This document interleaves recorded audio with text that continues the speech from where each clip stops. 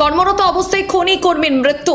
কর্মরত অবস্থায় খনি কর্মীর মৃত্যু, ক্ষতিপূরণের দাবিতে বিক্ষোভ। ঘটনাটি ঘটেছে পশ্চিম বর্ধমান জেলার পাণ্ডবেশ্বর কলিয়ারিতে।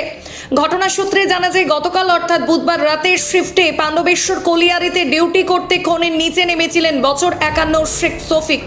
ডিউটি চলাকালীন হঠাৎ তার বুকের মধ্যে যন্ত্রণা শুরু হয় এবং অসুস্থ হয়ে পড়েন। তড়িঘড়ি তাকে খনির নিচ থেকে উপরে উঠিয়ে চিকিৎসার জন্য নিয়ে যাওয়া হলে সেখানে ডাক্তার তাকে মৃত বলে ঘোষণা করেন। মৃত্যুর সংবাদ পেয়ে ঘটনাস্থলে পৌঁছায় পরিবারের লোকজন। মৃতের পরিবারের ক্ষতিপূরণ ও চাকরির দাবিতে বৃহস্পতিবার সকাল থেকে বেশ কিছুক্ষণ খনি চত্বরে দেহ রেখে বিক্ষোভ শুরু হয়। পরে ইসরায়েল কর্তৃপক্ষ ক্ষতিপূরণ ও চাকরির আশ্বাস দিলে বিক্ষোভ উঠে যায়। ডিউটি গেছিল, ডিউটি গিয়ে আন্ডারগ্রাউন্ডে ওখানেই পেন হতেছে এবং ওখানেই ডেথ হয়েছে। ওপরে নিয়ে এসে তারপরে আচ্ছা, পাঠিয়েছে। কালকে ডিউটি গেছিল, ডিউটিতে ব্যথা হয়েছে, ওকে ওকে তোলা হয়েছে, ওকে মারা গেছে।